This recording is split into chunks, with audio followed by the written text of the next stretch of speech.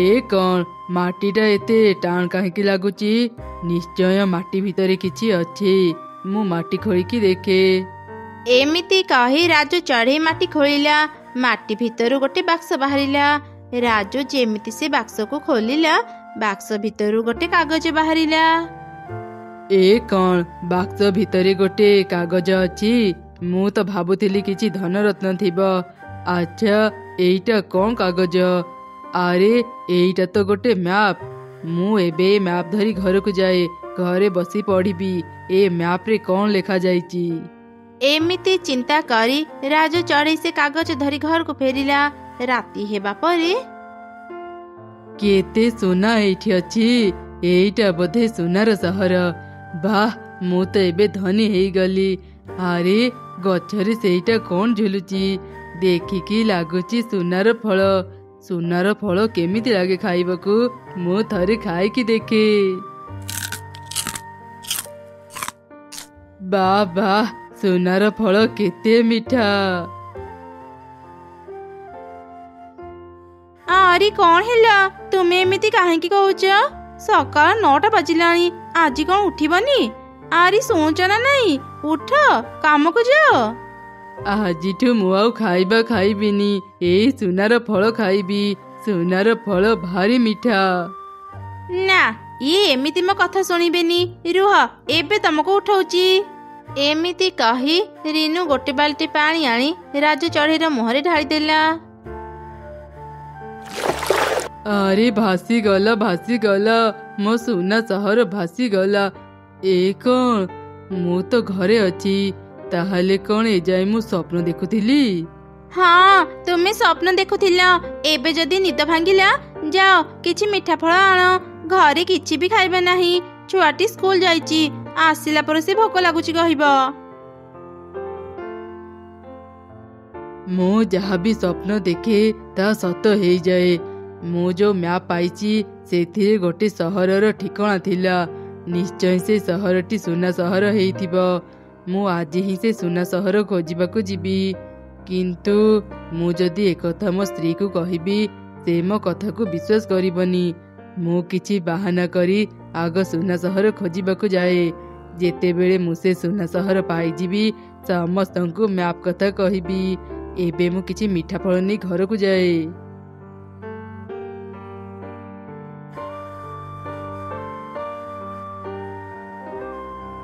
कुनी टिके शीघ्र शीघ्र उड़। एते धीरे धीरे उड़िले आमे घर को केते बेले पहुंचीबा? आरी सांग मते ना भारी भोक लागुची। भोकरे मो उड़ी पारुनी। तो सह सांग हेई उड़िले घर को पहुंचु पहुंचु राती हेई जीवा। तो धीरे धीरे उड़, मु तो चलिली। तापरी काउछुआ शीघ्र शीघ्र उड़ी सेठारु चली गला। कुनी धीरे धीरे उड़ी ता घर को आसिला। अरे माँ आज घर को फेरु फेरु एते डेरी करी देलु जे। माँ मते भारी भोक लागुची। भोकरे मते एते दुर्बल लागिला जे मु शीघ्र शीघ्र उड़ी पारिलेनी। तो बापा मीठा फल आनिबाकू जाइचंती। जा माँ तो मुह हाथ धोई बसिबु, से एबे आसी जिबे। अरे एई तो किछि मीठा फल पाई गली। मो झियो स्कूल रु फेरी आसीथिबणी। जाए शीघ्र किछि मीठा फल नै घर को जाए। अरे तमे आसीगल? मीठा फल आनिच ना नहीं? हाँ मु मीठा फल नहीं आसीची। एई ने माकुनी। अरे रिनू मु आज फेरिला बेले मो मामू पुओ सह मोर देखा हैला। से कहूतिला मामू को देह भीषण खराब। ए तुमे कौन कहूच? मामू को देह खराब? मामू बहुत भला। से तुमको अन्य काम रे सहाय्य करिसंती। तांको देह खराब समय तुमे जाओ मामू को साथ रे देखा करि आस। अच्छा तेबे मु आज ही मामू घर को जाउची। काली फेरी आसीबी। तमे दुई जण सावधान रे रहिबो।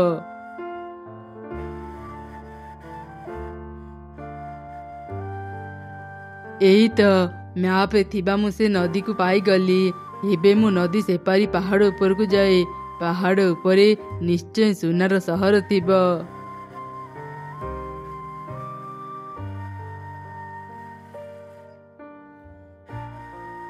ए कौन? मैप रो रास्ता तो एठी सरी गला। किंतु एठी तो सोना सहर नाही, केवल गोटे सुखिला गछ अछि। ତାହେଲେ କ'ଣ ମୁଁ ଭୁଲ ରାସ୍ତାରେ ଚାଲି ଆସିଲି? ନା ଚଢ଼େଇ, ତୁ ଭୁଲ ରାସ୍ତାରେ ଆସିନୁ। ମୋ ଗଛ ମୂଳରେ ପାଣି ଦେ, ତୁ ସୁନା ସହର ପାଇଯିବୁ। ଏମିତି ଶୁଣି ରାଜୁ ଚଢ଼େଇ ଶୀଘ୍ର ପାଖ ନଦୀରୁ ପାଣି ଆଣି ଶୁଖିଲା ଗଛ ମୂଳରେ ଢାଳିଲା। ସଙ୍ଗେ ସଙ୍ଗେ ଗଛରେ ଅନେକ ସୁନ୍ଦର ଫୁଲ ଫୁଟିଲା। ସେତେବେଳେ ଗୋଟେ ପ୍ରଜାପତି ଆସି ଫୁଲରେ ବସିଲା। ଆରେ ଏସବୁ କ'ଣ ହେଉଛି? ମୁଁ ତ କିଛି ବୁଝିପାରୁନି। ଆରେ ଚଢ଼େଇ, ତତେ ଅନେକ ଅନେକ ଧନ୍ୟବାଦ। ତୁ ମତେ ଫୁଲ ରସ ପିଆଇଲୁ। ଆସେ ମୋ ପିଠିରେ ବସ, ମୁଁ ଏବେ ତତେ ସୁନା ସହରକୁ ନେଇଯିବି। ସତରେ ପ୍ରଜାପତି, ତୁମେ ମତେ ସୁନା ସହରକୁ ନେଇଯିବ? ହେଲେ ତୁମେ ତ ଅନେକ ଛୋଟ, ତୁମେ ମତେ ନିଜ ପିଠିରେ କେମିତି ବସେଇବ? ତୁମେ ଆଗେ ଆଗେ ଚାଲ, ମୁଁ ତମ ପଛେ ପଛେ ଯାଉଛି। ନା ନା ଚଢ଼େଇ, ସୁନା ସହର ଅନେକ ଦୂର। ସମୁଦ୍ର ପାର ହେଲେ ଯାଇ ଆମେ ସେ ସୁନା ସହର ପାଇବା। ତୁ ଏତେ ଦୂରକୁ ଉଡ଼ିକି ଯାଇପାରିବୁନି। ତୁ ଆସେ ମୋ ପିଠିରେ ବସ, ମୁଁ ତତେ ସେଠାକୁ ନେଇଯିବି। ଏମିତି କହି ପ୍ରଜାପତି ବହୁତ ବଡ଼ ହେଇଗଲା। ଚଢ଼େଇ ତା ପିଠିରେ ବସିଲା। ପ୍ରଜାପତି ଚଢ଼େଇକୁ ନେଇ ସୁନା ସହରକୁ ଗଲା। ଆରେ ଏଇ ତ ସେ ସୁନା ସହର ଯାହାକୁ ମୁଁ ସ୍ୱପ୍ନରେ ଦେଖିଥିଲି। ଏଠି କେତେ ସୁନା ଅଛି। ଏମିତି କହି ରାଜୁ ଚଢ଼େଇ ଯେତିକି ସୁନା ଦରକାର ଥିଲା ସେତିକି ସୁନା ଧରି ପ୍ରଜାପତି ପିଠିରେ ଯାଇ ବସିଲା। ଆରେ ଚଢ଼େଇ, ତୁ ଏତେ କମ ସୁନା କାହିଁକି ନେଲୁ? ମୋର ଯେତିକି ଦରକାର ଥିଲା ମୁଁ ସେତିକି ସୁନା ନେଲି।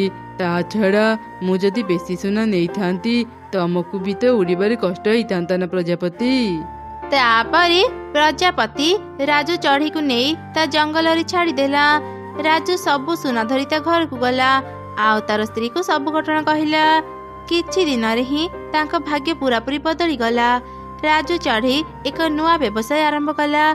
ଏମିତି ସେମାନଙ୍କ ଦିନ ଭଲରେ ବିତୁଥିଲା। ଏ ସବୁ କିଛି ତାଙ୍କ ପାଖ ପଡ଼ୋଶୀ କାଉ ବି ଦେଖୁଥିଲା। କଥା କ'ଣ, ଏ ଚଢ଼େଇ ଗୁଡ଼ା କେତେ ଗରିବ ଥିଲେ, ହେଲେ ହଠାତ୍ ଏମାନେ କ'ଣ ପାଇଲେ ଯେ ଏତେ ଧନୀ ହେଇଗଲେ? ନିଶ୍ଚୟ ଏମାନେ ଯାଦୁର କିଛି ପାଇଛନ୍ତି। ମତେ ଏକଥା ଜାଣିବାକୁ ହେବ।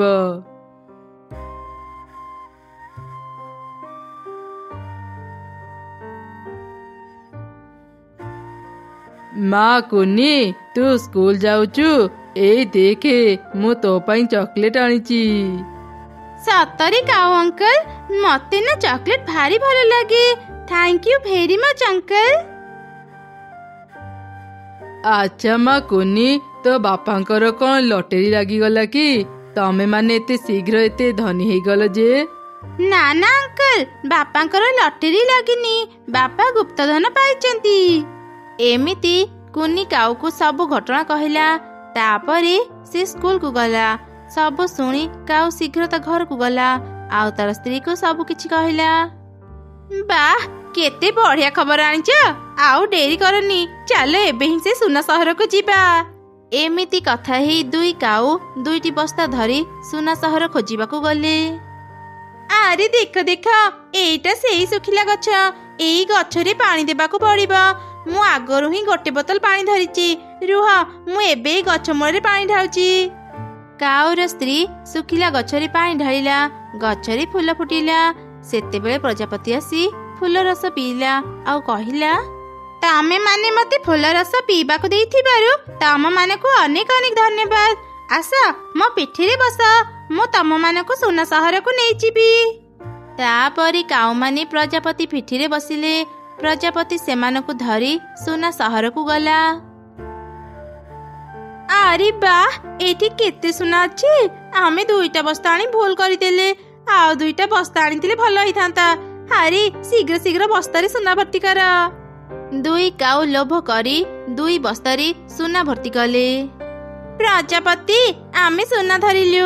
ଏବେ ଚାଲ, ଆମକୁ ଆମ ଜଙ୍ଗଲରେ ପହଞ୍ଚେଇ ଦିଅ। ଦୁଇଟି ପକ୍ଷୀ ଆଉ ଦୁଇ ବସ୍ତା ସୁନା ପାଇଁ ପ୍ରଜାପତି ଠିକରେ ଉଡ଼ି ପାରିଲାନି। ତାକୁ ଭାରି କଷ୍ଟ ହେଲା। ସେ କାଉ ମାନଙ୍କୁ ସେଇ ସୁନା ସହରରେ ପକେଇଦେଲା। ତମେ ମାନେ ଅନେକ ଲୋଭୀ। ତମ ମାନଙ୍କୁ ସୁନା ଦରକାର ନା? ଆଜିଠୁ ତମେ ମାନେ ଏଇ ସୁନା ସହରରେ ରୁହ। ଏ କ'ଣ, ପ୍ରଜାପତି ତ ଚାଲିଗଲା। ଏବେ ଆମେ ଘରକୁ କେମିତି ଯିବା? ଲୋଭରେ ପଡ଼ି ଆମେ ସବୁ କିଛି ହରେଇଲେ। ଏବେ ଭୋକ ଶୋଷରେ ଆମେ ଏ ସୁନା ସହରରେ ରହି ମରିଯିବା। ଦୁଇ କାଉ ମନ ଦୁଃଖରେ କାନ୍ଦୁଥିଲେ। ସେମାନେ ନିଜ ଲୋଭର ଶାସ୍ତି ପାଇଲେ। ସେପଟେ ରାଜୁ ଚଢ଼େଇ ନିଜ ପରିବାର ସହ ଖୁସିରେ ରହିଲା। କାଉ ଭାଇ, ମତେ 2ଟି ବିରିୟାନୀ ପ୍ୟାକ୍ କରିଦେଲ। ଘରକୁ ନେଇ ମୁଁ ମୋ ପିଲାମାନଙ୍କ ସହ ଖାଇବି। ଆଚ୍ଛା, ଏଇ ନେ। କାଉ ଭାଇ, ସତରେ ତମେ ମାନେ ବହୁତ ଭଲ ବିରିୟାନୀ ତିଆରି କରୁଛ। ମତେ ଆଉ ମୋ ପିଲାମାନଙ୍କୁ ତୁମ ହୋଟେଲର ବିରିୟାନୀ ବହୁତ ଭଲ ଲାଗେ। ଏଇ ନିଅ ଟଙ୍କା। ଏମିତି କାଉ ମାନଙ୍କ ବିରିୟାନୀ ବ୍ୟବସାୟ ଖୁବ ଭଲ ଚାଲିଥିଲା। କିଛି ଦିନ ପରେ ଗୋଟେ ଚଢ଼େଇ ସିଙ୍ଗଡ଼ା ଧରି ସେ ଜଙ୍ଗଲକୁ ଆସିଲା। ସିଙ୍ଗଡ଼ା ନିଅନ୍ତୁ, ସିଙ୍ଗଡ଼ା, ଗରମ ଗରମ ସିଙ୍ଗଡ଼ା। ଆରେ ଚଢ଼େଇ, ତୁ ସିଙ୍ଗଡ଼ା ବିକ୍ରି କରୁଛୁ? ଦେଲୁ, ମତେ 2ଟି ସିଙ୍ଗଡ଼ା ଦେଲୁ। ବା ଚଢ଼େଇ, ତୁ କେତେ ବଢିଆ ସିଙ୍ଗଡ଼ା ବନେଇଛୁ। ତୁ ତ ସିଙ୍ଗଡ଼ାରେ କଣ ମିଶେଇଛୁ? ମୁଁ ଆଗରୁ ଏତେ ସ୍ୱାଦିଷ୍ଟ ସିଙ୍ଗଡ଼ା ଖାଇ ନଥିଲି। ଏଇ ନେ ତ ଟଙ୍କା। ଯିଏ ବି ଚଢ଼େଇ ପାଖକୁ ଆସୁଥିଲା ସିଏ ତାର ସିଙ୍ଗଡ଼ା ଖାଇ ତାର ଅନେକ ପ୍ରଶଂସା କରୁଥିଲା। ଆରେ ତୁମେ ଏଇଠି ଅଛ? ମୁଁ ତୁମକୁ ସେପଟେ ଚାରିଆଡେ ଖୋଜୁଛି। ତୁମେ ଜାଣିଛ ନା ନାଇଁ, ଚଢ଼େଇ ସିଙ୍ଗଡ଼ା ତିଆରି କରି ବିକ୍ରି କରୁଛି।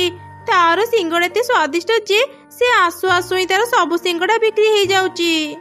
ହଁ, ମୁଁ ବି ଏକଥା ଶୁଣିଛି। ସେଥିପାଇଁ ତ ଚଢ଼େଇ ପାଖରୁ 2ଟି ସିଙ୍ଗଡ଼ା ଆଣିଛି। ଖାଇକି ଦେଖିଲୁ କେମିତି ହେଇଛି।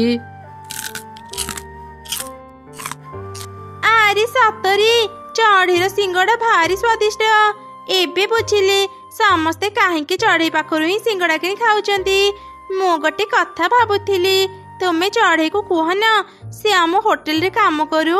ଆମେ ତାକୁ ଭଲ ଟଙ୍କା ଦେବା। ତା ସହ ଆମେ ତା ପାଖରୁ ସିଙ୍ଗଡ଼ା ତିଆରି କରିବା ବି ଶିଖିନେବା। ତୁ ଠିକ କହିଛୁ ଯେ, ହେଲେ ଆମେ ତ ବିରିୟାନୀ ବିକ୍ରି କରୁଛେ। ଏବେ କଣ ସିଙ୍ଗଡ଼ା ବିକ୍ରି କରିବାଟା ଠିକ ହେବ? ଆଜିକାଲି ବିରିୟାନୀ ବେଶୀ ବିକ୍ରି ହେଉନି। ଚଢ଼େଇ ସିଙ୍ଗଡ଼ା ବିକ୍ରି କରି ଆମଠୁ ବି ଅଧିକ ଟଙ୍କା ରୋଜଗାର କରୁଛି। ଏମିତି ଯଦି କିଛି ଦିନ ଚଢ଼େଇ ସିଙ୍ଗଡ଼ା ବିକ୍ରି କରିବ, ସେ ଆମଠୁ ବି ଧନୀ ହେଇଯିବ। ବୁଝିଲ?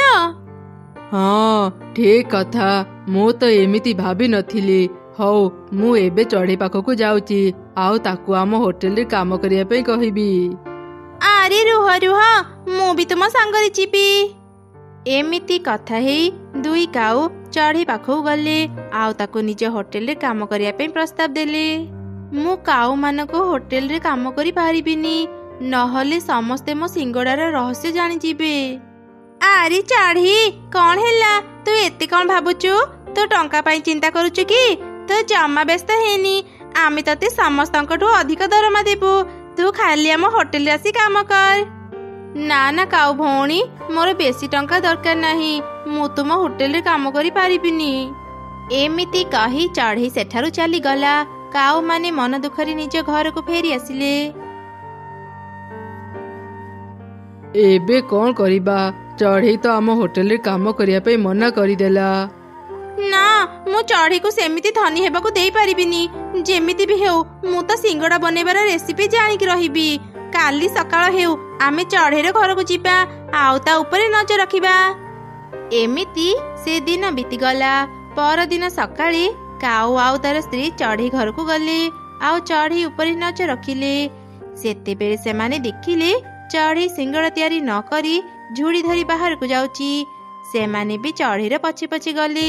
ଚଢ଼େଇ ଜଙ୍ଗଲ ଭିତରକୁ ଗଲା ଆଉ ଗୋଟେ ଗଛ ମୂଳେ ଛିଡ଼ା ହେଇ କହିଲା, ଯାଦୁର ଗଛ ଆଖି ଖୋଲ।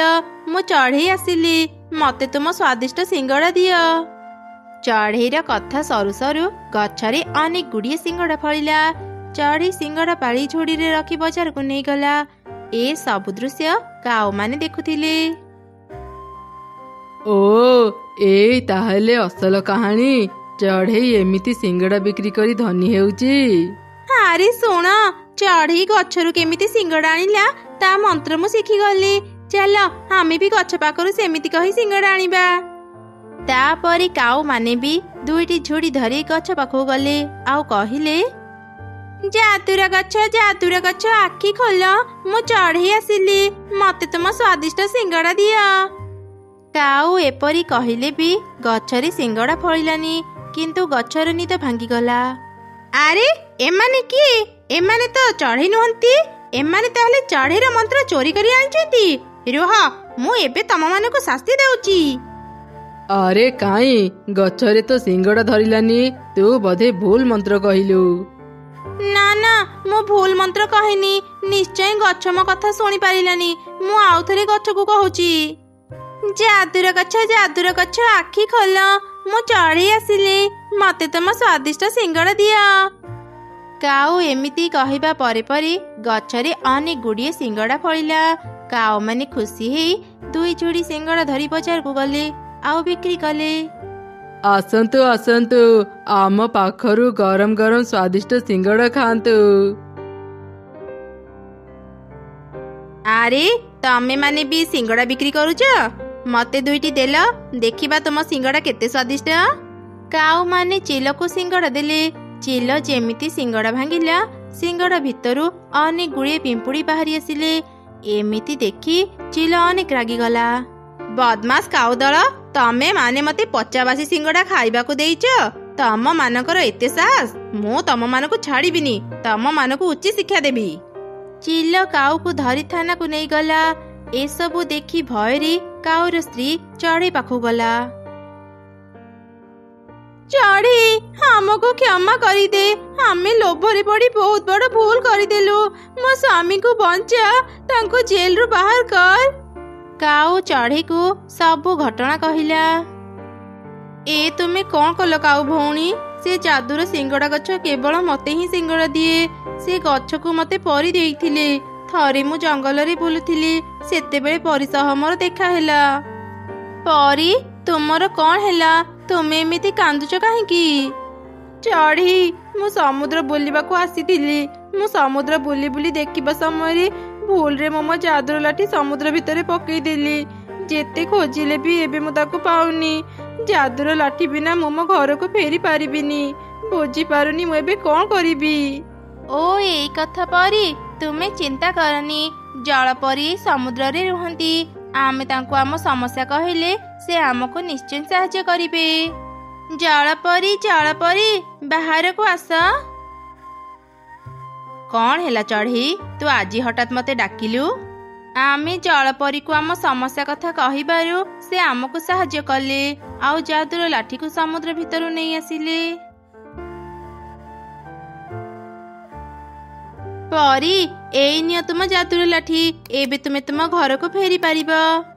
ଚଢ଼େଇ, ତୁ ଆଜି ମୋର ଯେତେ ବଡ଼ ଉପକାର କଲୁ ତା ମୁଁ କେବେ ବି ଭୁଲି ପାରିବିନି। ମୁଁ ତତେ କିଛି ଉପହାର ଦେବାକୁ ଚାହୁଁଛି।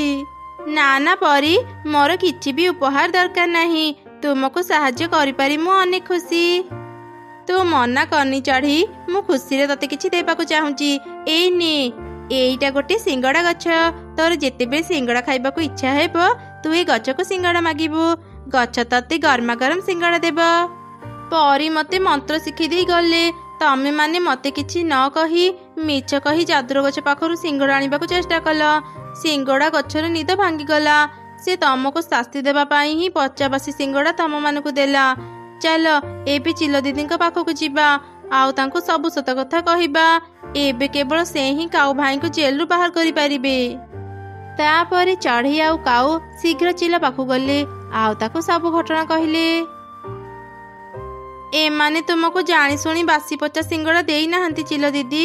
2 କାଉ ଲୋଭରେ ପଡ଼ି ଭୁଲ କରିଦେଇଛନ୍ତି। ଏଇ ଥରକ ତାଙ୍କୁ କ୍ଷମା କରିଦିଅ। ସବୁ ଘଟଣା ଜାଣି ଚିଲ କାଉମାନଙ୍କୁ କ୍ଷମା କରିଦେଲା।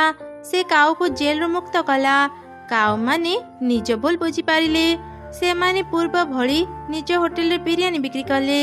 ଚଢ଼େଇ ବି ସିଙ୍ଗଡ଼ା ଗଛ ପାଖରୁ ଯାଦୁର ସିଙ୍ଗଡ଼ା ନେଇ ଜଙ୍ଗଲରେ ବୁଲି ବୁଲି ବିକ୍ରି କରୁଥିଲା।